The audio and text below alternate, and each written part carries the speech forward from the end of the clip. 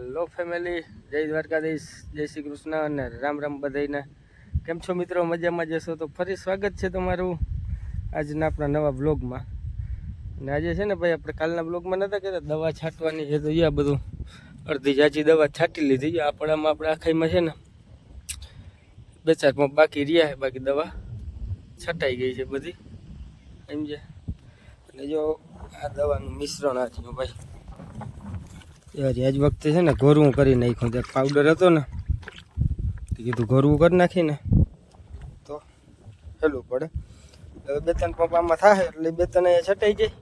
અને પછી આપણે બપોર પછી ઓલી બાજુ છાંટવાની છે વાહ, પણ ત્યાં જો કે 6-7 પંપ જોહે એટલે ત્યાં એ છટાઈ જાય. અને જો દવા કઈ છાંટી નહીં કહું ભાઈ, તમે એમાં કોમેન્ટ કરીને કીધું જોહે. આમાં એ જો એક છે આપણે આ વેલિડા, જારી વેલિડા. આમાં ઝેર જ વેલિડા 3% આવે, સમજ્યા. યાર આ છે ને ઓલું જે આપણે જીરું ઉતરે છે ને એના માટે છે.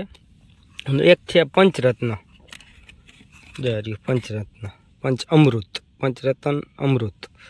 આમાં તો બીજા કંઈ ટેકનિકલ નથી આવતા, પણ વર્ધી નરવાઈ ને એવું થઈ જાય. જો ટેકનિકલ ક્યાં આવે છે આમાં, એક હુમિક આવે છે 15%, પછી એમિનો એસિડ આવે છે 5%, અને બ્રાસિન ઓઇલ આવે 0.5% એ છે. અને એક છે ને ભાઈ આપણે આ છે મેથાલિક્સ, 35% મેથાલિક્સ ના આવે એ છે. એ સિસ્ટમિક ફંગીસાઇડ થાય, અને આ થાય એન્ટીબાયોટિક ને સિસ્ટમિક બે.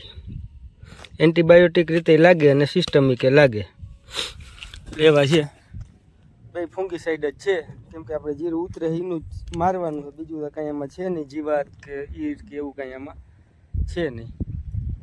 એટલે સિસ્ટમિક ફંગીસાઇડ છે બે, અને આ એન્ટીબાયોટિક છે. સિસ્ટમિક એટલે ભાઈ એની રીતે લાગે, અને એન્ટીબાયોટિક એટલે તાત્કાલિક લાગી જાય.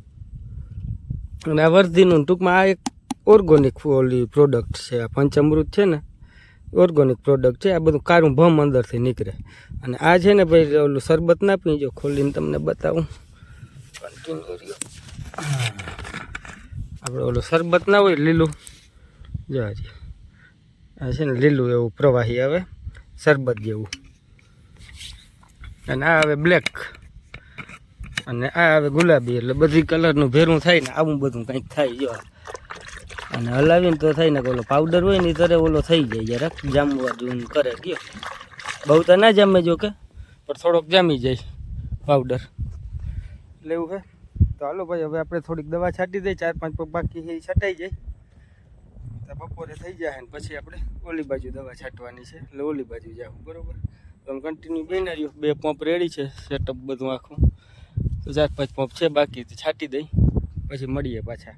બપોર પછી જ મળ્યું ઓલી વાડીમાં દવા છાંટવા જાવું તઈ, બરોબર. વાંદરો આવ્યો ભાઈ, વાંદરો વાડીમાં. હો કપી મહારાજ મંદિર બાજુ જાય છે, જો જાય, જો કેરના છાંયે જઈને બેઠો. વાહ કપી મહારાજ વાહ, બહુ ઝૂમ તો નથી થતું. આપણે હાલે છે દવા છાંટવાનું, ને કપી મહારાજ આવી ગયા.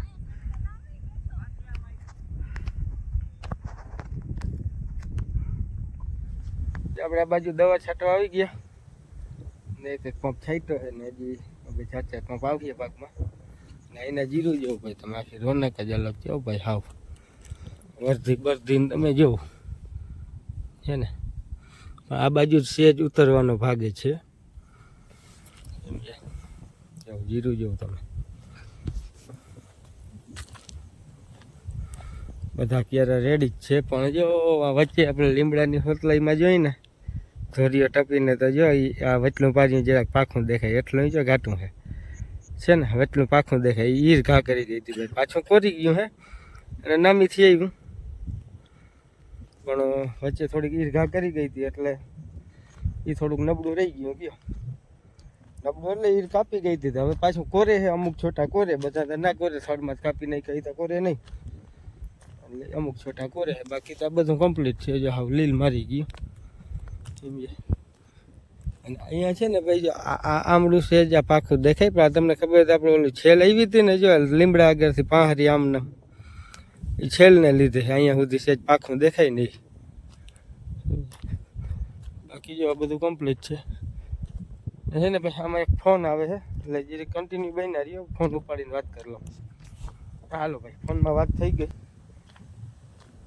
એટલે બીજું કંઈ હતું નહીં. રોગો ફોન આવ્યો હતો એટલે આમાં ફોન આવે ને એટલે ભાઈ હું ખબર ના પડે પણ આપણે આમ કેમેરો ફેરવીને તો સામું દેખાય બાકી રિંગ બિંગ તો વાગે નહીં કેમેરો આ વિડીયો ચાલુ હોય એટલે એ ધ્યાન રાખવી પડે સમજ્યા. અને આ ભાઈ જો બપોર મોર આપણે છે ને ઓલું વાંદરો આવ્યો હતો આપણી વાડીમાં.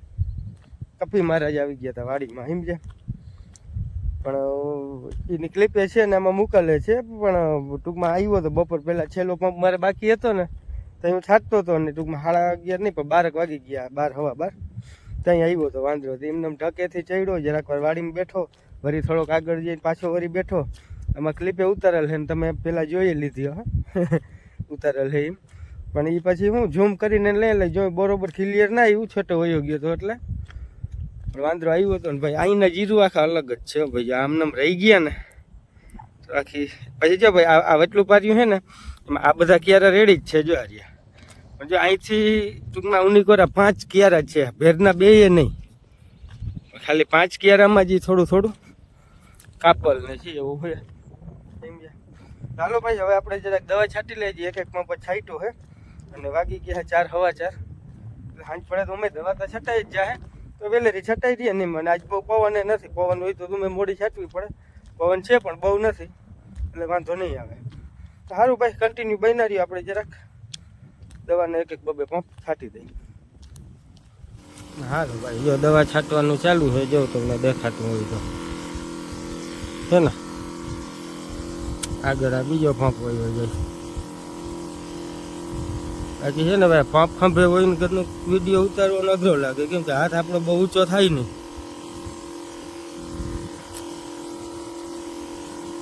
પ્રેશર બરોબર છે ને ભાઈ જ્યાં કોમેન્ટ કરીને કહેજો પંપનું. હાલે ભાઈ આપણે ખંભે પંપ છે થોડોક વજને લાગે છે પણ હાલે રાખે કયો કોક છોટું ઉતારવાનું છે. કાલે તમે બ્લોગમાં જોયું જશે એનું જ આપણે દવા મારી છે આજે નરવાઈ વર્ધીની ને ઉતારાની એલિડા છે પંચરતન છે મેટાલિક્સિન છે એવું હે ભાઈ જો.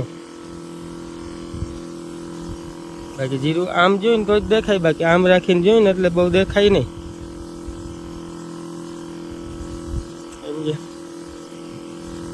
એવું છે.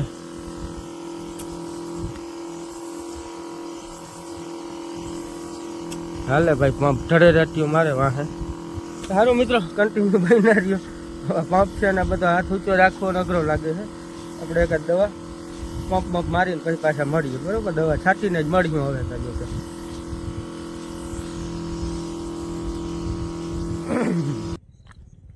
હવે દવા છટાઈ ગઈ ભાઈ. જો આપણે દવા જો કે થોડીક વાર પહેલાં જ છટાઈ ગઈ હતી પણ પછી આમાં જરીક ચક્કર મારી બધામાં વટલું પાર્યું છે ને એમાં સેજ ઉતારો વધારે છે. એનું કારણ છે કે ત્યાં આપણે વારે ખેરે જીરુંનું ખરું થાય એટલે એ 4-5 કેરામાં વટલું પાર્યું છે ને જો લીમડાવાળું ત્યાં જ આપણું ખરું થાય લીમડાની બાજુમાં એટલે ત્યાં સેજ ઉતરે છે ને એવું છે. અને જો ભાઈ આ આપણું છે ને બકાલું કાલે પાયું હતું મેથી ને ડુંગળી ને લસણ ને પાલક ને ઘણું બધું છે આમાં મૂરા ને.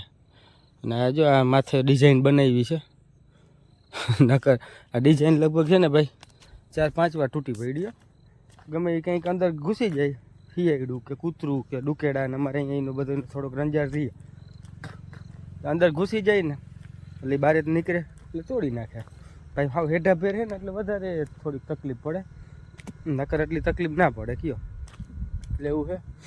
ને દવાનું કામ કમ્પ્લીટ થઈ ગયું આજનું અને આજનું એટલે 2 વાડીમાં કમ્પ્લીટ દવા છટાઈ ગઈ કેમ કે બપોર પછી દિનેશ હતો.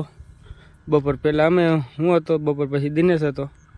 એ કંપનીમાંથી કંઈક વહેલો આવતો રહ્યો તેને કંઈક ખંજવાળની દવા લેવા નથી ખંભાળીએ હતી એટલે મોડેરી ચાલુ કરી. નકર આપણે વહેલી ચાલુ કરે તો અત્યારે છટાઈ જાય તો એકલાને છાંટવી પડે. 2 ભાઈઓ હતા 4-4 પંપ ભાગમાં આવ્યા 8 પંપ થયા.